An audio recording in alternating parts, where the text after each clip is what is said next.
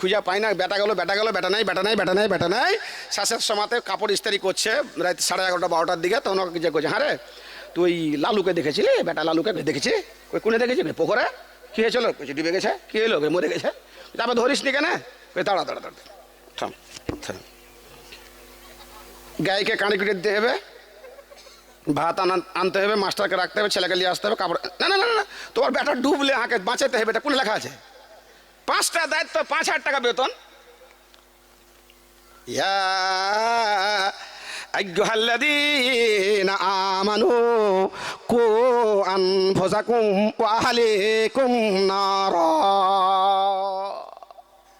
লা ইলাহা ইল্লাল্লাহ মুহাম্মাদুর রাসূলুল্লাহ যখন বলে দেওয়া হলো, ইসলামের মধ্যে প্রবেশ করা হলো, নামাজ পড়তে হবে, রোজা রাখতে হবে, হজ করতে হবে, যাকাত দিতে হবে, পক্ষান্তরে আপনি মালিক। আপনার ছেলে মেয়েকে, পরিবারকে, স্ত্রীকে জাহান্নামের আগুন থেকে বাঁচাতে হবে।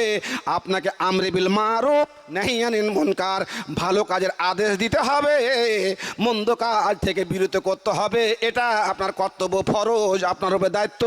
পরিবারকে আপনাকে বাঁচাতে হবে। ওয়ানজার আশির তাকাল আকরাবি। বেটার চোখের সামনে ডুবছে। আমাদের হাম্বালকে এসে একটা মেয়ে লোক কইছে যে আমাদের হাম্বাল কি কি খালা কি বলছো? কইছে আমাকে ফতো দে তুই বাজি। কইছে কি হয়েছে? কইছে ভজ রক্তে আমার ছেলে পিলাকে আমি উঠে দিতে পারি না। এখন তোমার বেটাকে উঠে দিতে পারো না? কইছে না। কইছে ই করো, ওই তোমার বাড়িতে যদি আগুন লেগে যায় তখন কী করবে? কইছি তো বা আগুন লাগলে ছোট বাচ্চাটা কোলে করে নিব, আর হারকে কুদ্দুসের বাপের লুঙ্গি ধরে টানবো, আপনি উঠবে ও, আর বেটি চুল ধরে টানবো, উঠবে না, আর বাপ উঠবে। হ্যাঁ, ঘরে যদি আগুন লাগে তো চুল টেনে টেনে উঠাইবে এবং উঠবেই, পাক্কা কথা। বাপ আমার আহমদ ইবনে হাম্বল বলছেন, বোন, পৃথিবীর আগুন আল্লাহ রাব্বুল আলামিন 1-2 করে করে 70,000 টেম্পারেচারকে কম করে পৃথিবীতে ব্যবস্থা পাঠিয়েছেন ব্যবহার করার জন্য।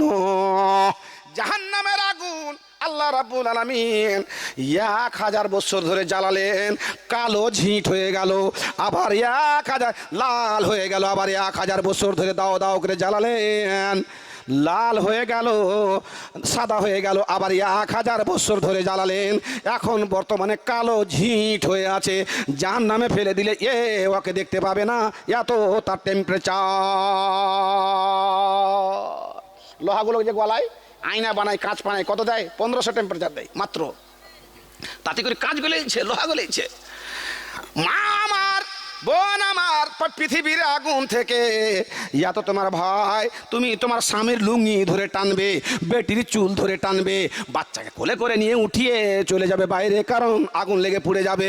কিন্তু তাহাতারে কোন না তাহাতারে কোন, তোমার ছেলে, তোমার মেয়ে, তোমার বৌমা, তোমার বেটি, তোমার বেটা ঘুমিয়ে তাকে নমাজ পড়ে না, জাহান্নামের আগুনে দাও দাও করে জ্বলছে।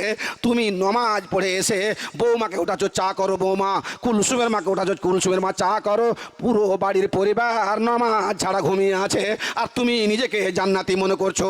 আল্লাহ পাকের নবী বললেন, তোমার উপরে এটা ফরজ আছে, তোমার ছেলে মেয়েকে নামাজি বানিয়ে দেওয়া।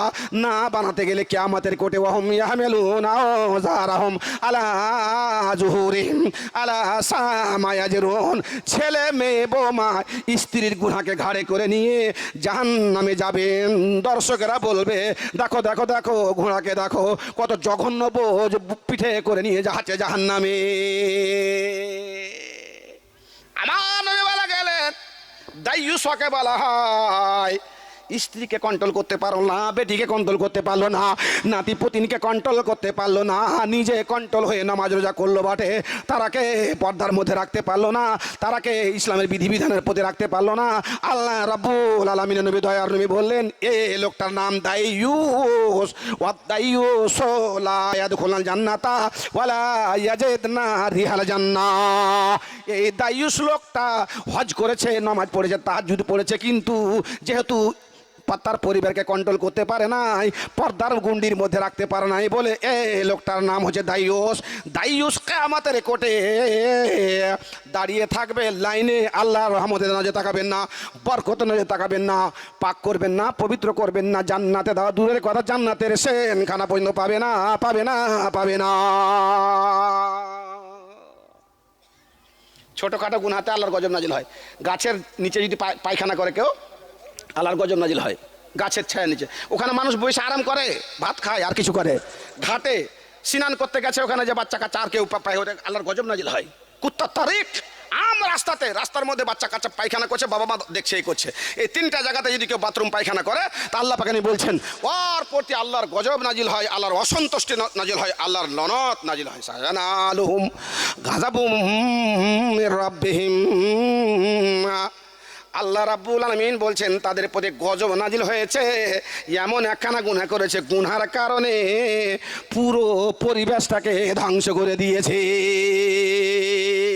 গিলাসে বিষ দিলেন, একটা লোক মরবে।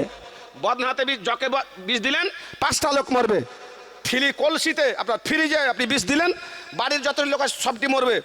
আপনার বাড়ির ট্যাঙ্কিতে বিষ দিয়েছেন, 15টা লোক মরেছে। কিন্তু ওই পিএইচি গ্রামের মাথাতে পিএইচি করা আছে, ওদের ট্যাঙ্কিতে উঠে গিয়ে 3 কুইন্টাল বিষ ঢেলে দিয়েছেন, আর দুনিয়া লোক পানি খেয়েছে। কটি লোক মরবে? 5 গ্রামে পানি সাপ্লাই হয়, 5 গ্রামের লোক মরে যাবে। হযরত মুসা আলাইহিস সালাম নিজের কওমকে এখান থেকে ফেরাউনের হাত থেকে বাঁচিয়ে নিয়ে চলে গেলেন তিহির ময়দানে, ওকে রেখে দিলেন। হারুনকে বলেন, ভাই এই যে কম থাকলো তোমার কাছে, এরাকে দেখাশোনা করো আর ইসলামের চর্চা করো, এদেরকে যেই সিস্টেমে বলতে হয় বলো, এই করো। আর আমি চলে গেলাম এতে তুর পাহাড়ে, তাওরাত আনতে চলে গেলাম। 40 জনকে নিলেন, আর নেওয়ার পরে 10 দিন আগে বেরিয়ে গেলেন, ওখানে যে তাওরাত নিলেন, এ করলেন, ওখানে অনেকগুলো গল্প হলে ফিরে যদি আসছে, আসার পরে দেখছে ইন্না লিল্লাহি ওয়া ইন্না লা তাখুজ বিলাহিয়াতি। মুসা আলাইহিস সালাম দেখলেন, দেখার পরে রাগ কন্ট্রোল করতে পারলেন না, তাড়াতাড়ি গিয়ে হারুনের দাড়ি ধরার চেষ্টা করেছে, মারবে ভাইকে, বড় ভাইকে। বাপজান আমার, তখন হারুন বলছেন লা তাখুজ বিলাহিয়াতি, ভাই আমার তুমি দাড়ি ধরিও না, মারিও না। তোমার কমকে বলেছি রাত্রে, বলেছি দিনে, নিরিবিলে নির্জনে সবকে ডেকে ডেকে পার্সোনাল বলেছি, আমার কথা তারা শুনে না। আপনি আপনার কন্ট্রোল করতে পারলেন না স্ত্রীকে, ছেলেকে, বেটিকে, বেটাকে, তো কি ঘটেছে ঘটনাটা? বেটির বিয়ে হয়ে গেছে, চলে গেছে কোথায়, 16.5 মাইলে তার বিয়ে হয়েছে। এই মেয়েটা মায়ের শিক্ষা আগে হলে, শিশুর শিক্ষা মায়ের কোলে।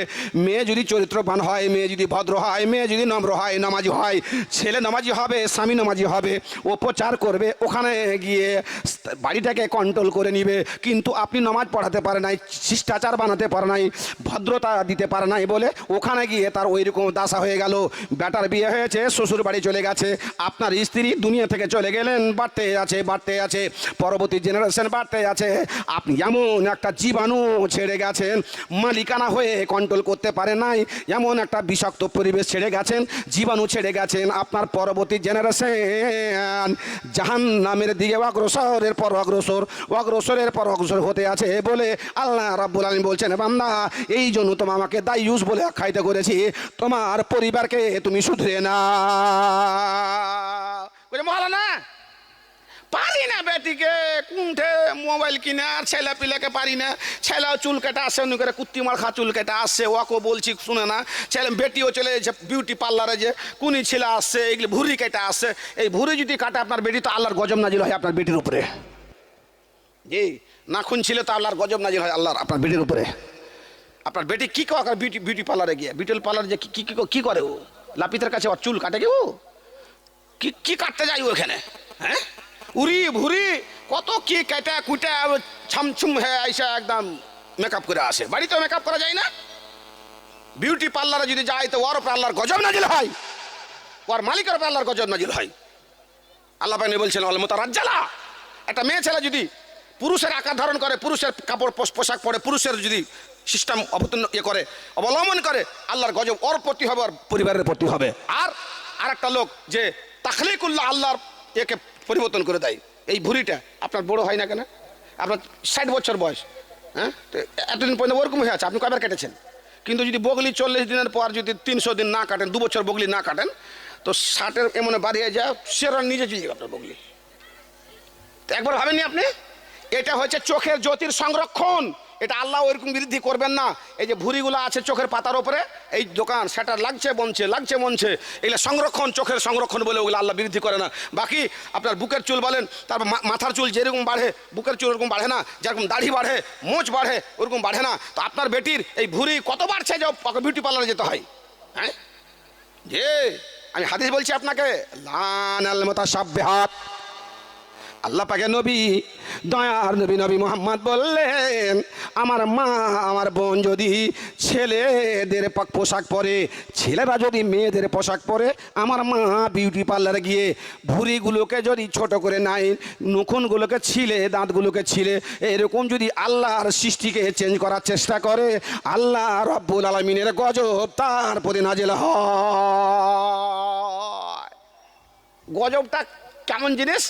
মুসা আলাইহিস সালাম এসে ভাইয়ের দাড়ি ধরে ওকে মারতে গেল। বলছে, ভাই মারিস না দাড়ি ধরে, প্রচন্ড বুঝিয়েছি ওকে, শুনেনি আমার কথা। কি করেছে ওরা? যখন মুসা আলাইহিস সালাম নদী পার হচ্ছিলেন, তখন ফেরেশতার ঘোড়া আর ফেরাউনের ঘোড়ার সাথে একটা হয়েছিল, দিয়ে ওখান থেকে পায়ের মাটিগুলো যখন উঠছিল, তখন যেন জীবিত জীবিত একটু ভাব হয়ে যাচ্ছিল। ওখানে একটা সামেরি ছিল, বানী ইসরাইলের মধ্যে একটা সামেরি ছিল, সৈন্যকার। ওই মাটিগুলো উঠিয়ে নিয়ে ওখানে চলে গেল, আর মুসা ওইদিকে চলে গেছেন তুর পাহাড়ে 10 দিন আগে আল্লাহর কাছে আনতে, তাওরাত আনতে। আল্লাহ রাব্বুল আলামিন বলছেন, ফাকলে নালাইক ফাইন্নাকা বিল ওয়াদিল মুকাদ্দাসে তুয়া মুসা, তুমি পবিত্র তুর পাহাড়ে এসেছো, জুতা খুলে দাও। জুতা তুমি গাধার চামের জুতা পরে আছো, দুর্গন্ধ করছে, আর পাহাড়টা পবিত্র, আমার সঙ্গে কথোপকথন হবে তোমার, তাওরাত দিব তোমাকে, জুতা খুলে দাও। ওইদিকে সব কথাবার্তা হচ্ছে, আর এদিকে করেছে কি, ওই সৈন্যকার বানালছে কি, বাছড়া বানালছেন, সোনার বাছড়া বানিয়ে টানিয়ে ওই মাটিটা, ঘোড়ার পায়ের মাটিটাকে দিয়েছে ওর মুখে, আর হাওয়ার দিকে মুখ কার রেখে দিয়েছে বাবা। ওই দিক দিয়ে পশ্চিমবঙ্গ তিহির ময়দানে, খোলা ময়দান, যখন খোলা ময়দানে তারা উপস্থিত হলো, তখন পানির ব্যবস্থা নাই। মুসা আলাইহিস সালামকে তারা বলছে, পানির ব্যবস্থা করে দেন, একটা টিউবওয়েল দিলে হবে না, একটা মার্শাল দিলে হবে না, আমরা 12 কাবিলার লোক আছি, 12খানা টিউবওয়েল দিতে হবে, 12টা মার্শাল দিতে হবে। আল্লাহ রাব্বুল আলামিন মুসাকে বললেন, পাথরে মেরে দাও, 12 বার মেরে দাও, 12টা মার্শাল তৈরি হয়ে যাবে। রোদ্রে থাকতে পারে না, ঘেমে গেল, সারাবুর হয়ে গেছে, ছটপট করছে রৌদ্রতে, গাছ নাই, গাছালি নাই, খেজুরের গাছ নাই, কিছুই নাই। মুসার কাছে এসে বলছেন, গো মুসা, তোমার ঈমান আনার কারণে, ধর্ম অবলম্বন করার কারণে আমরা নিজের বাড়ি গাড়ি সবকে ছেড়ে, আমাদের আত্মীয় স্বজনকে ছেড়ে, ঘর জমি জায়গাকে ছেড়ে এসেছি, এখন রৌদ্রে আমরা পুড়ে মরছি, ব্যবস্থা করে দিন, ছায়ার ব্যবস্থা করে দিন। আল্লাহ রাব্বুল আলামিন এমন ব্যবস্থা করে দিলেন, সুন্দর করে তাদের উপরে অটোমেটিক ছায়ার ব্যবস্থা করে দিলেন। আল্লাহ বলছে, ওয়াজালাল্লাহু আলাইকুমুল গামামা, আমি আল্লাহ রাব্বুল আলামিন মেঘ উঠালাম তাদের তিহির ময়দানে, বিশাল আকারের মেঘ ওদের মাথার উপরে উঠিয়ে রেখে দিলাম, দিয়ে ছায়া তাদের করে দিলাম। এইরকম অবদান আমি দিয়েছিলাম তাদেরকে। জান্নাত থেকে মান এবং সালোয়া খাদ্য দ্রব্য রান্না করে তৈরি করে তাদের তিহির ময়দানে দিয়েছিলাম। বেমানির পর বেমানি, অহংকারের পর অহংকার, জুলুমের পর জুলুম, শোষণের পর শোষণ। নবী আউলিয়াকে কতল করেছিল, হত্যা করেছিল বটে, সবই করেছিল। আবার বেমানি দেখে নাও, সেটা হচ্ছে কি, এমন একটা মাটির পুতুল তৈরি করে নিয়ে আল্লাহর চেয়ারে তাকে বসিয়ে দেওয়া হলো। বাছুর তৈরি করে দিয়েছে, আর বাছুর তৈরি করে দিয়ে মাটি মুখে দিয়ে আর এই বানিয়ে রেখে দিয়েছে। খোলা ময়দান, ওপরে মেঘ, এক চেলা উঠা আছে, ছায়া করে আছে মেঘে, জালাল্লাহু আলাইকুম গামামা, মেঘ ছায়া করে আছে, আর হাওয়া মুখ দিয়ে ঢুকেছে, আর পিছন দিক দিয়ে বের হচ্ছে, আর গা গো করে আওয়াজ যখন করতে আরম্ভ করেছে, সামিরি তখন বলছে, হাজা ইলাহুকুম ওয়া ইলাহু মুসা। ওগো বনি ইসরায়েল, মুসা ভুল করে তুর পাহাড়ে চলে গেছে, তুর পাহাড়ে খোদা নাই, আল্লাহ নাই। দেখো দেখো দেখো, তিহির ময়দানে আল্লাহ আছে।